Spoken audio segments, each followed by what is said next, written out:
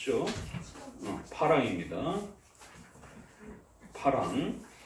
자, 성찬의 정의를 간략하게 일단 내려주고, 그 성찬에서 가장 중요한 의미는 그리스도와 연합, 하나됨 이러면서 실제적 참여라고 하는 이런 단어가 아주 중요한 이제 표현으로 조금씩 이렇게 자리 잡아가는 것을 보게 돼요.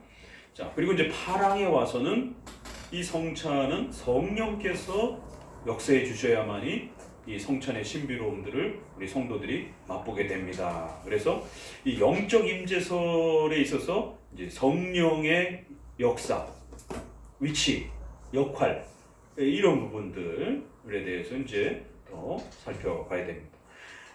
앞서 제네바 교리문답에서도 소개했지만 영적 임재설이란 반드시 네 가지를 기억해야 된다 그랬어요. 말씀, 성경 제정에 성찬 제정을 하신 그 말씀이 올바르게 성경적으로 바르게 집행되는가에 대한 제정 말씀. 두 번째, 믿음으로 참여하셔야 된다는 것. 그래서 성도들의 믿음에 대한 올바른 이해. 세 번째, 성령께서 시공간이 떨어져 있는 성도와 그리스도를 어떻게 연합하게 해주시는가. 성령 하나님의 은혜에 의해서 가능하다 이렇게 말합니다. 그래서 성령 하나님께서 시공간으로 떨어져 있는 성도와 그리스도의 인성과 어떻게 연합하게 하시는가에 대한 성령의 신비로운 이 역사. 그 다음에 네 번째, 그리스도의 신인성과 특별히 그리스도의 인성과 시공간적으로 우리가 떨어져 있는데 어떻게 그리스도와 그 연합하면서 하나 되는가. 그 연합의 의미를 그리스도와의 연합에 대한 부분을 네 번째로 잘 정리를 해야 됩니다. 요 네 개의 교리를 정확하게 정립을 하게 되면 영적 임재설에 대한 신비로움들이 우리 안에 더 아주 잘 이렇게 효력적으로 다가옵니다. 말씀 제정에 있어서도 몇 가지가 있어요. 첫 번째, 성찬을 행하게 될 때 반드시 성찬을 행하라라고 약속하신 그 말씀을 소개해야 됩니다. 성찬 제정 말씀에 대한 선포가 있어야 됩니다. 그 다음에 기도. 우리는 저쪽은 화채의 기도지만 우리는 성별의 기도예요. 그래서 일상적인 떡과 포도주지만 이제 거룩하게 하나님의 말씀 아래에서 구별하여 사용하겠다라고 하는 그러한 성별의 기도. 그리고 떡과 포도주의 배찬. 그래서 둘 다를 나눠줘야 된다라고. 이 가장 줄이게 되면 이 세 가지가 성찬의 합법성을 나타내는 것입니다. 그리고 하나 더 추가하게 되면 합법적인 그러한 목사에 의해서 집행이 되어야 됩니다. 우리 교회법상으로는 장로님이나 평신도가 집행하지 못하게 되어 있기 때문에 합법적으로 그 성경적 교회 정치의 질서에 따라서 이루어져야만이 성찬의 효력이 일어나는 것입니다.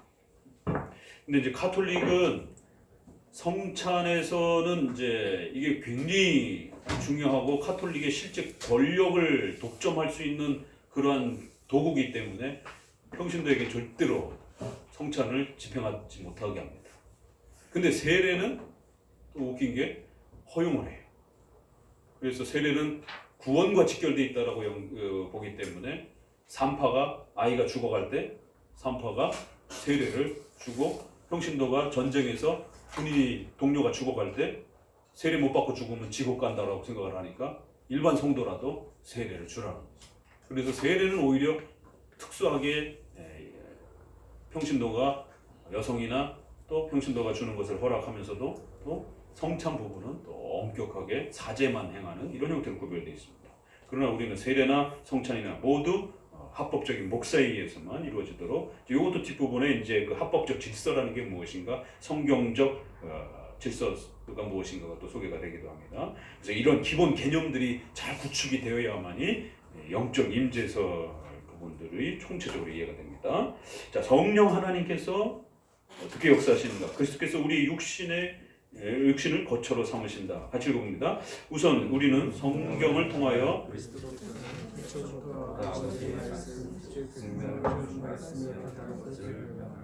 즉 생명의 원천이었으며 만물은 항상 이 원천에서 살아갈 힘을 얻는다. 우리가 계속 읽으면서 예수 그리스도께서 우리의 생명이시다, 우리의 영의 양식이다, 이제 이런 표현들이 당연히 그건 성찬뿐만 아니라 말씀 중심의 예배에 있어서도 우리가 당연히 예수님을 말씀 아래서 배우면서 그 예수님을 믿을 때 이런 그리스도와의 연합을 핵심으로 얘기를 하죠. 근데 성찬에서도 바로 그 부분을 좀 더 이렇게 집중적으로 소개하는 걸 보게 됩니다. 그리스도께서 모든 피조물 속에까지 흘러들어 그에게 호흡하며 살아가는 힘을 불어넣으신다고 한다. 그래서 그리스도께서 우리의 생명이 된다라고 하는 이 개념을 잘 잡아야 된다는 거죠. 그래서 성찬에서는 그리스도를 통해서 우리가 힘을 얻고 생명을 유지하고 자라간다라고 하는, 그래서 예수님에 대한 부분들이 어떻게 또 표현되는가 성찬과 관련해서는 또 보세요. 쭉 내려오시면서 중간 보면 이제 그는 또 그가 거처로 삼으신 우리의 육에 생명을 주시며 그에게 참여함으로써 우리도 영생의 양식을 얻게 하신다. 또 참여, 그리스도께서 우리의 영의 양식이다.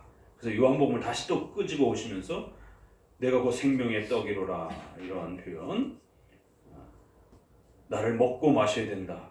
그러니까 이제 이 요한복음 끝에도 주변에 있던 사람들이 그럼 우리가 식인종입니까? 어떻게 예수님을 먹어야 됩니까? 이 질문이 똑같이 이제 나오는 거예요.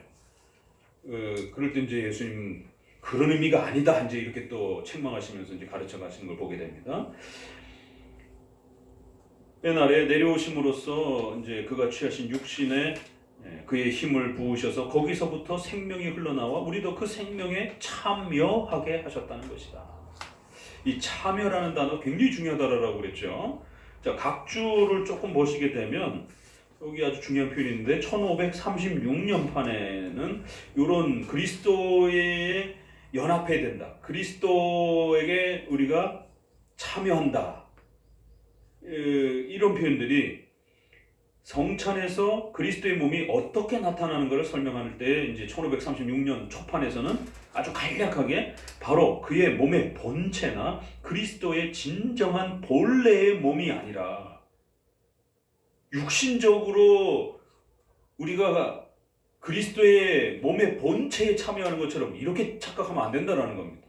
이렇게 되면 잘못하면 식인종이 되고 자칫 잘못하면 그리스도와 우리가 신성이 연합되어지는, 이런 본성적으로 연합되어지는 신일합일처럼 되어지는, 그리스도의 육체와 우리의 육체가 섞여지는, 그래서 합체가 돼가지고 무슨 제3의 어떤 그런 몸이 되는, 이런 어떤 몸, 이게 사람 몸도 아니고 신의 몸도 아니고 막 이런 이제 회개망측한 이제 이런 가르침들이 나올 수 있다라는 거예요. 그리스도의 몸의 본체에 참여하는 게 아니라는 거예요. 그리스도의 진정한 본래의 그 몸에 참여하는 그런 개념으로 생각하면 큰일 난다라는 거예요. 그리스도께서 그의 몸으로 우리를 위해 마련하신 모든 유익들이 나타난다. 그래서 그리스도의 몸이 어떻게 성찬에서 나타나는가라고 할 때 그 몸의 본체나 그 몸의 본래의 몸이 그 성찬에 나타나서 우리가 그거를 먹게 되는, 그렇게 되면 식인종이 되는 겁니다. 화채설은 식인종 개념이 돼버리는 거예요. 우리가 그리스도의 진짜 살을 입으로 먹는 거니까. 그렇게 설명하면 큰일 난다는 겁니다. 그래서 성찬에서는 그리스도의 몸의 본체가 나타나는 건 아니에요. 그러나 우리가 성찬에서 그리스도와 실제적으로 연합하고 참여하는 건 맞는 거예요. 이게 둘이 같은 개념이 아니에요. 떡과 포도주가 진짜로 예수님의 살과 피로 바뀌어서 그리스도의 몸의 본체가 성찬에 실제적으로 나타나는 게 아니에요. 실제라는 말을 굉장히 강조합니다. 가톨릭도 그렇고 우리도 그렇고. 그래서 가톨릭도 참으로 실제로 이 단어를 굉장히 즐겼습니다. 트렌트 공회의 화채설 그 신조 부분에 보게 되면. 근데 우리 웨스민스터도 참으로 실제로 리얼리티라고 하는 말과 인디드라는 말을 강조하면서 참으로 진짜로 실제로 성찬에 그리스도가 계시다라고 얘기를 하는 거예요. 그래서 우리가 그리스도와 연합할 수 있다라고 말하는 거예요. 그런데 가톨릭에서 뭐라 그래요? 실제로 참으로 그리스도를 먹는다라고 얘기를 하는 거예요. 그러니까 그리스도가 성찬에 실제적으로 계신다라는 말을 너무 세게 얘기를 하게 되면 그리스도를 성찬에서 몸의 그 본체와 그 몸의 본질을 실제로 우리가 먹는다 이렇게 표현을 해버리게 된다. 이거 화채설입니다. 그러나 성찬에서는 우리가 상징적으로 성찬은 의미가 없는 그런 상징적인 게 아니라 은혜의 수단이기 때문에 효력이 분명히 있는 거기 때문에 효력이란 뭐예요? 예수 그리스도와 우리가 하나 되는 것. 이게 그리스도와 연합되어서 그 생명의 혜택과 은혜를 누리는 것. 그게 실제적인 핵심입니다. 그게 빠져 있으면 그냥 이거 의미가 없는 상징이에요. 그러니까 반드시 성찬에 그리스도께서 실제적으로 계시는 거예요. 몸으로 실제적으로 계신다라는 그런 의미는 아니에요. 그러나 성찬엔 효력을 발생할 수 있을 정도로 반드시 성찬에 그리스도께서 실제로 계시는 것이에요. 그래서 우리가 그리스도를 성찬에서 실제로 만나게 되는 거죠. 이 표현이 어차이 같은데 엄청난 차이입니다. 하나는 화채설이고 하나는 영적 임재설 표현. 그래서 이제 교회법이라든가 성찬 그 예식문이라든가 이런 거 읽어보게 되면 어떤 문장들은 다 상징론으로 다 써놨어요. 근데 어떤 거는 기독교 교단에서 쓴 문장인데 화채설 개념으로 써놨어요. 이런 신학적 개념이 명확하지 못한 상태에서 그 예식위원들이 참여해가지고 문구를 작성하고 잃어버리게 되면 이런 혼란들이 벌어지게 됩니다.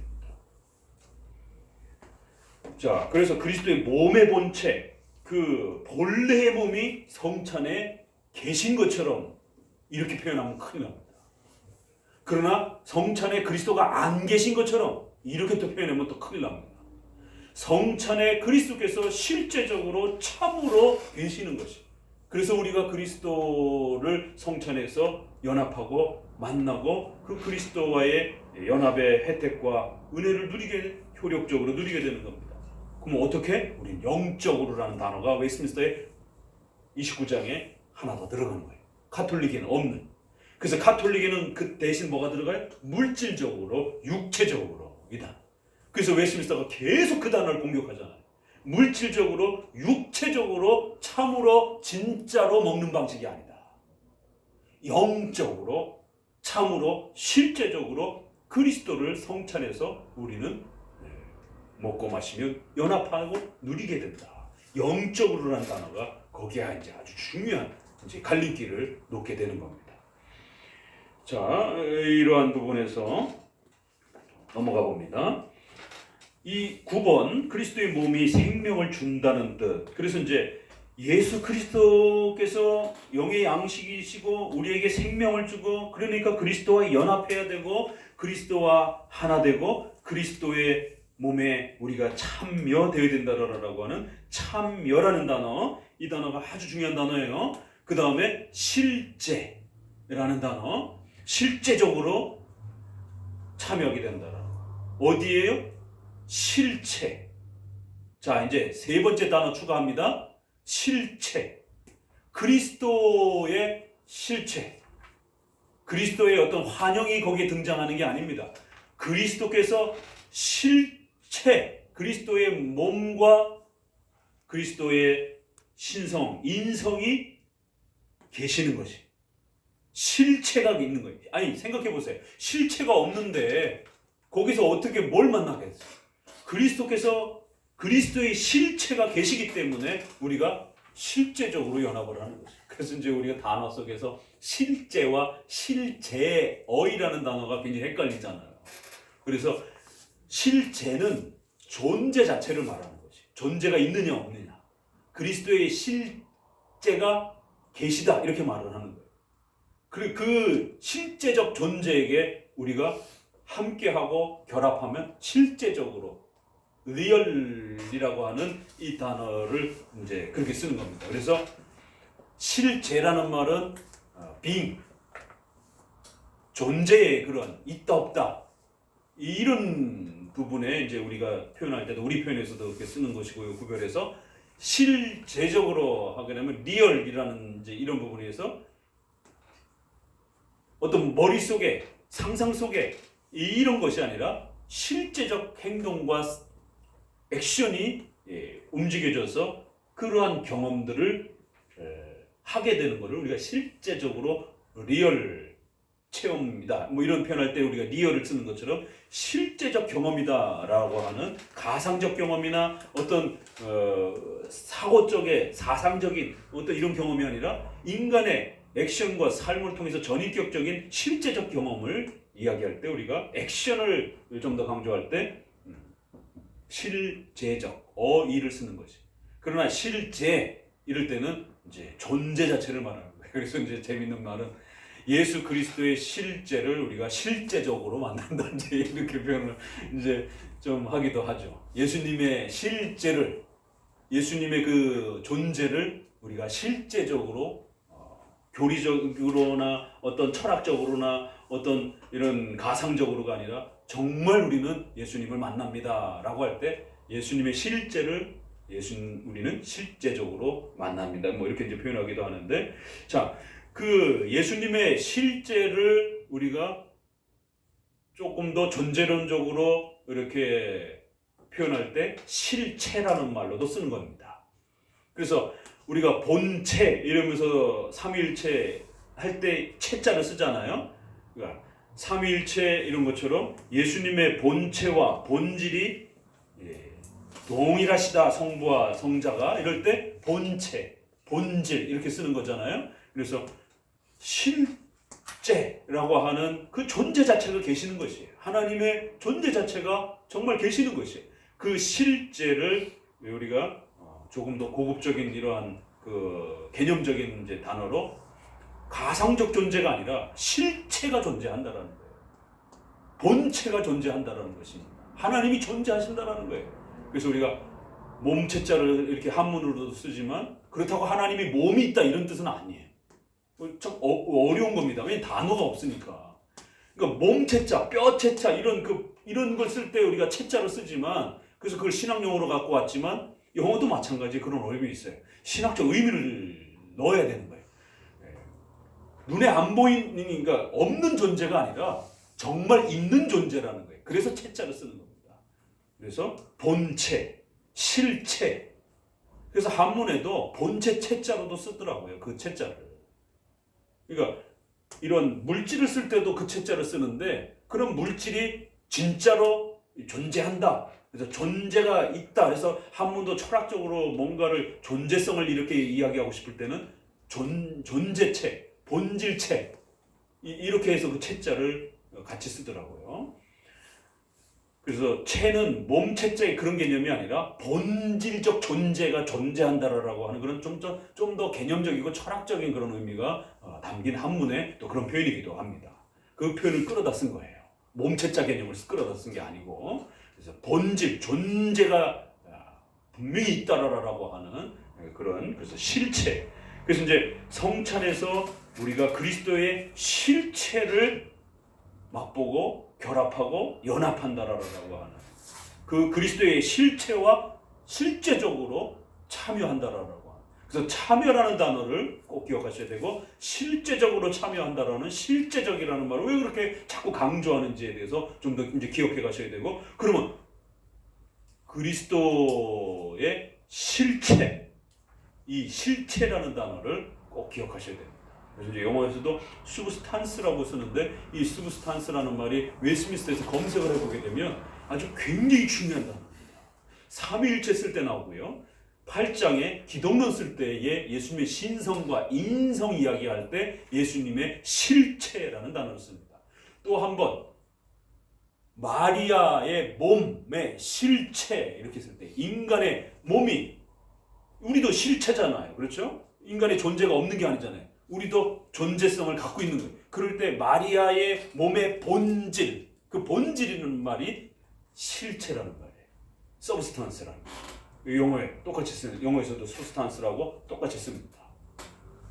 그 이제 예수님의 실체, 예수님의 존재, 신인성을 가지고 계시는 그 예수님의 실체를 우리는 성찬에서 만나고 실제적으로 결합하고 연합하고 그 혜택을 누리는 이 기쁨을 성찬에서 만나게 된다는 거예요. 그래서 실체가 없는 그러한 어떤 가상적인 상상적인 어떤 그런 어떤 이 행위가 아니라는 겁니다. 예수님의 실체를 실제적으로 참여하며 그 기쁨과 감격스러움을 누리는 거예요. 이거를 잘 잡아야 돼요. 이쪽으로도 상징으로 치우치면 안 되고, 그렇다고 예수님의 뼈와 살을 씹어먹는 것처럼 또 이렇게 그 성찬에 존재하시는 것처럼 이렇게 말을 해도 안 되는 거예요. 그리스도께서 실체가 계신다는 말과 그리스도의 몸과 피가 이 떡과 포도주의 그 실체가 여기에 있다라는 말하고는 전혀 다른 겁니다. 그리스도께서 성찬에 실체가 계신다라고 할 때는 분명히 있다라고 얘기를 해요. 그러면 그 다음 질문. 그러면은 예수님의 실체는 저 우주 공간에 이렇게 승천하셔서 계신다라고 하는데, 그럼 어떻게 이 성찬에서 그리스도의 실체를 우리가 맛볼 수 있느냐? 시공간에 대한 이 해결 문제가 반드시 질문으로 나오는 겁니다. 예수님의 인성은 저곳에 계시고 우리는 여기 있는데, 그럼 예수님의 실체를 성찬에서 실제적으로 우리가 맛보게 된다라면 공간 이동을 반드시 해야 되는 겁니다. 먼 우주 하나님 보좌 우편에 계시다라고 표현하는 저 멀리 인성이 사라지신 그 그리스도의 실체를 어떻게 성찬에서 그 그리스도의 실체를 맛보게 되느냐? 성찬에서 그리스도의 실체를 정말로 맛본다라고 하지 않았느냐? 그럼 이 시공간을 어떻게 해결할 거냐? 우주선도 없는데. 그래서 성령의 신비로운 역사가 나오는 거예요. 성령의 신비로운 역사가 말씀을 읽을 때에 살아계신 예수님을 우리가 믿고 하나가 되는 이 신비로운 연합을 일으켜 주시는 것처럼 성찬에서도 우리의 육신과 그리스도의 인성이 공간적으로 떨어져 있는데 연합하는 신비로운 역사가 성령의 역사에서 일어난다. 그렇기 때문에 반드시 그리스도의 몸에 대한 이해가 우선적으로 잘 이해돼야 된다는 겁니다. 같이 읽어봅니다. 그러나 그리스도의 살 그 자체에 우리를 살리는 힘이 있는 것은 아닙니다. 그 처음 상태에서는 죽을 성질을 가졌기 때문입니다. 또 영생을 입은 지금도 그 자체의 힘으로 사는 것이 아닙니다. 이제 조금 어려운 표현이에요. 그러니까 마치 그리스도의 몸이 이 신성화된 어떤 몸이어가지고 그 몸만 만지면 막 기적이 일어나고 이런 식으로 상상하면 안 된다는 겁니다. 그거는 가톨릭에서 말하는 그러한 식의 인성의 신성화된 어떤 그러한 이 미신화된 그런 이해고, 우리는 그리스도의 몸이 우리에게 생명을 주고 우리가 그리스도의 몸과 연합함으로 인해서 우리가 생명을 누린다라는 말은 그런 물질적 샤머니즘 개념으로 이해하면 큰일 난다는 거예요. 중간쯤에 따라서 그의 인성에도 생명이 충만해서 그의 살과 피에 참여한 사람은 동시에 생명에 참여한다라고 가르치십니다. 우리는 잘 아는 예로 이 일의 성격을 설명할 수 있습니다. 마치 물과 샘처럼 샘물이 우리에게 힘을 줍니다. 그러나 그 샘물 자체가 힘을 주는 게 아니라 근원이 있어서 그 근원이 끊임없이 물을 제공해서 그 샘물이 아주 좋은 것으로서 유지되는 거예요. 그와 같이 그리스도의 살은 다함이 없는 풍부한 샘과 같아서 하나님에게로부터 자신 안에 흘러오는 생명을 우리에게 부어주십니다. 이제 하늘 생명을 갈망하는 모든 사람에게는 그리스도의 살과 피에 참여할 필요가 있다는 것을 어느 누가 깨닫지 못하겠습니까? 그리스도의 살과 피에 참여한다. 또 이야기 나와요. 그러나 그 살과 피에 참여한다라고 하는 것은 마치 무슨 수혈을 한다든가 마치 심장 기증을 해가지고 우리가 그리스도의 심장을 우리의 심장에다가 갈아 낀다든가 이런 걸 상상하면 안 된다라는 거예요. 그러면 한 사람밖에 못 하잖아요. 이거 어떻게 해야 합니까? 그리스도의 몸이 여러 개가 있는 것도 아니고, 그리스도의 몸과 우리가 하나가 된다는 건 몸이 몸끼리 섞인다 이런 의미도 아니라는 거예요. 물질적으로 육체적으로 섞인다 이런 의미도 아니라는 겁니다.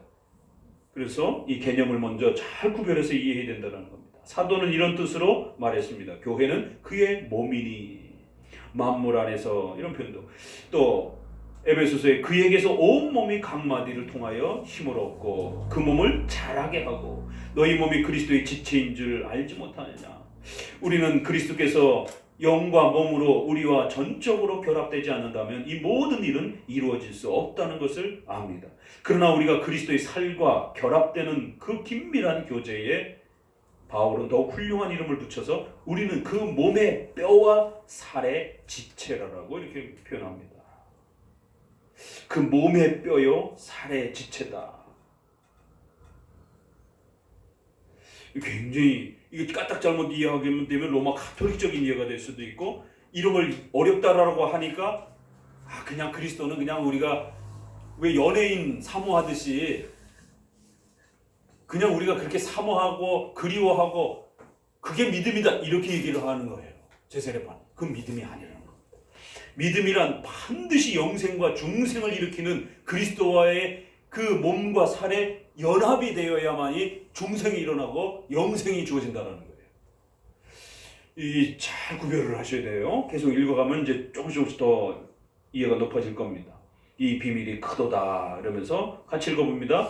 그리스도의 살과 피에 신자들이 참여하는 것을 바울은 너무 위대한 일이라고 생각해서 설명하는 것보다는 경탄하는 편을 택했다. 그런데 참여를 인정하지 않는다면 그것은 더할 나위 없이 미친 짓이라고 하겠다. 이걸 이해를 못하게 되면 결국 중생이고 뭐고 없다라는 굉장히 중요한 내용입니다. 성찬에는 그리스도의 몸이 임재한다. 참 엄청난 표현이 나오잖아요. 성찬에는 그리스도의 몸이 임재. 이게 도대체 무슨 뜻일까? 요약하면 떡과 포도주가 신체의 생명을 유지하는 것 같은 우리의 영혼은 그리스도의 살과 피를 양식으로 삼습니다. 영혼이 그리스도에게서 참으로 영향을 얻어야만 그 표징의 유추가 적용이 됩니다. 또 이 일이 있으려면 그리스도께서 참으로 우리와 하나가 되어 우리가 그의 살을 먹으며 그의 피를 마심으로써 기운을 얻어야 됩니다. 참으로 영향을 얻게 된다. 참으로 하나가 된다는 것이. 같이 읽어봅니다. 우리와 멀리 떨어져 있는 그리스도의 살이 우리 속에 들어와. 자, 천천히 읽으면서 중요한 단어를 잡으세요. 자, 집중하세요. 그리스도의 살이 우리 속으로 들어와서 우리의 양식이 된다는 것을 믿을 수 없는 일같이 생각되지만, 우리는 성령의 은밀한 능력이 우리의 지각을 멀리 초월한다는 것과 성령의 광대하심을 우리의 척도로 재는 것이 얼마나 미련한 짓인 건가를 기억해야 합니다. 그러므로 우리의 지성이 이해하지 못하는 것, 즉 공간적으로 서로 떨어져 있는 것을 성령께서 어떻게 해요? 참으로 결합하신다는 것을 우리는 믿음이 생각하도록 해야 됩니다. 시간과 공간에 대한 문제. 왜? 우리가 앞선 교리에서 그리스도의 몸이 승천하셔서 공간적으로 떨어져 있다라고 얘기를 하기 때문에, 재림 때에 그 몸은 오신다라고 얘기하고 있기 때문에, 그러면 성찬에서 그리스도의 인성을 만난다고 하니까 그러면 어떻게 만나느냐? 그러니까 당연히 시공간의 문제를 해결해야 될 수밖에 없는 겁니다. 각주 27번으로 내려오시면 이 구절의 문장들은 성찬에서 거리와 분리가 있음에도 불구하고 성령의 활동에 의해서 우리가 그리스도의 몸에 참여하는 신비에 대한 칼빈의 감격함을 표현하는 것입니다. 이 시간과 거리에 대한 문제. 이것은 우리가 성령의 초월적인 숨은 능력을 이해하기까지는 믿을 수 없는 일이다. 그래서 이제 많은 사람들은 칼빈이 성찬에서 작용하는 신비적인 능력, 비르투스라고 하는 이 라틴어의 표현을 많이 쓴다라는 거예요. 항상 주장했기 때문에 그의 성찬을 비르투알리즘이라고 하는 신비주의 뭐 이렇게 정도라고 부르는 이제 사람들도 있다라는 것이에요. 그래서 칼빈이 아주 즐겨 썼던 그 표현이라는 거예요. 비르투스라고 하는 표현을, 성령의 신비적인 그런 능력이 이 시공간을 초월하게 만들어 주신다라는 거예요. 그 다음 또 계속 읽습니다. 이거 아주 중요한 단어가 엄청 많이 나와요.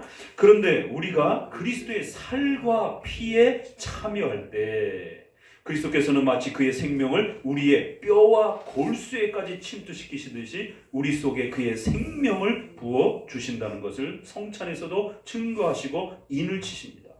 성찬에서 그는 무익하고 허무한 표징을 제시하는 것이 아니라 그가 약속한 것을 성령이 효과적으로 실현하신다는 것을 보여주십니다. 또 그의 영적 잔치에 참여하는 모든 사람들에게 성찬이 의미하는, 자, 조심하세요, 실제를 제시하시며 보여주십니다. 비록 신자들만이 그 실제를 받아 유익을 얻지만 그들은 이 크고 너그러운 은혜를 진정한 믿음과 감사하는 마음으로 받습니다. 자, 이제부터 등장하기 시작한 단어가 뭐예요? 실체라는 단어. 그를 실제로 이렇게 표현을 한 거예요. 그리스도의 실체가 성찬에서 우리가 정말 맛보게 된다는 것이. 실제를 제시해 주신다는 것이. 이거 교리적 개념이 잘 정립되어 있어야 이런 기독교 강요의 풍요로움도 이제 우리가 또 맛보게 되는 겁니다. 이거 그냥 어설피 읽어서는 이게 뭐 그 말이 그 말 같고 그 말이 그 말 같아서 이게 무슨 말인지 잘 이렇게 생각하면서 구별하지 않으면 굉장히 휙 넘어가게 됩니다. 자, 단순한 상징으로 생각하지 말라라는 거예요. 그래서 약간 잘못 읽으면 로마 카톨릭의 화채설 같은 느낌이 나는데도 이 차이가 분명히 있다라는 거예요. 그래서 상징적, 단순한 상징적 그 의미를 좀 더 배격하면서 실제에 대한, 그리스도의 실제를 우리가 성찬에서 만난다라고 하는 이 부분을 좀 더 어떻게 하면 강조해 줄까를 칼빈은 계속 고민하면서 그 문장을 구성하고 있는 겁니다. 자, 그래서 사도는 계속 읽어요. 우리가 축복하는 바 축복의 자는 그리스도의 몸에 참여함이 아니며. 그래서 여기에 보면 participation이라고 이렇게 표현이 되어 있고, 영어 킹제임스 성경에는 communion이라고 이렇게 되어 있어요. 이 기독교 강요에서는 이제 participation이라고 하는 이 참여,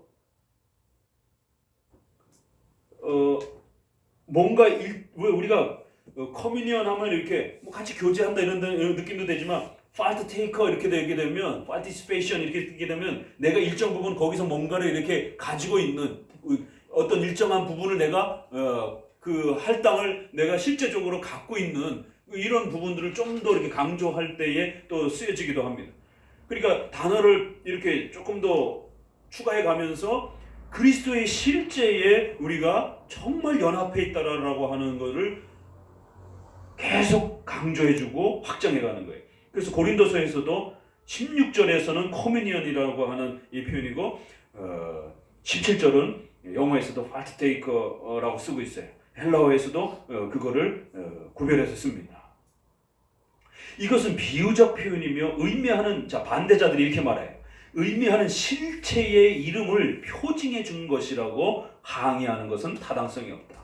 아, 그거 비유적인 표현이지 거기에 무슨 진짜 실체가 있느냐, 이렇게 항의하는 자들이 있다라는 거예요. 그러나 나는 물론 떡을 떼는 것이 상징이라는 것을 인정한다. 상징, 분명히 그 요소 자체는 상징이에요. 그러나 그것은 본체 그 자체가 아닙니다. 그런 의미는 여기에 본질은 아니라는 거예요. 그러나 이것을 그러니까 그 떡의 요소 자체가 화채설처럼 진짜 예수님의 몸의 본체라는 것, 그건 아니라는 건 나도 인정한다라는 거예요. 그러나 이것을 인정한 다음에도 우리는 상징을 보여줌으로써, 같이 읽읍시다, 본체도 보인다고 바른 추론을 하는 거예요. 자, 속도를 좀 늦춰야 돼요. 그 요소 자체가 본체, 실체는 아니에요. 그러나 분명히 그 상징적 요소를 통해서 성찬에서 진짜 그리스도의 실체를 맛보는 건 맞는 거예요. 그렇죠? 칼빈이 이걸 아주 세밀하게 구분해 주고 있습니다. 자, 집중하세요. 하나님께서 거짓말을 하신다고 말하려는 사람이 아니라면 하나님께서 허망한 표징을 제시해 준다고 감히 주장할 수 없을 거라는 거예요. 아, 효력이 없는 거를 그럼 뭐하러 주시냔 말이에요. 분명히 효력이 있는 거예요.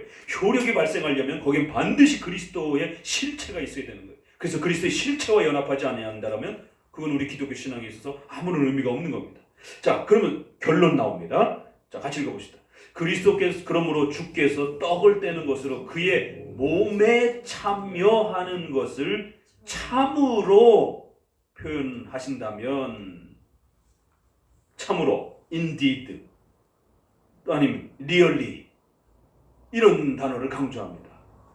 자, 라틴어에서도 이 표현이 강조가 되어 있고 영어로도 잘 번역됐어요. 우리말로도 자꾸적으로 번역하려고 애를 썼어요. 자, 그래서 그가 참으로 그의 몸을 제시, 프리젠트라고 되어 있어요. 의미하는 정도의 수준이 아니에요. signify라는 그런 단어를 잘 안 씁니다. 성찬에서는.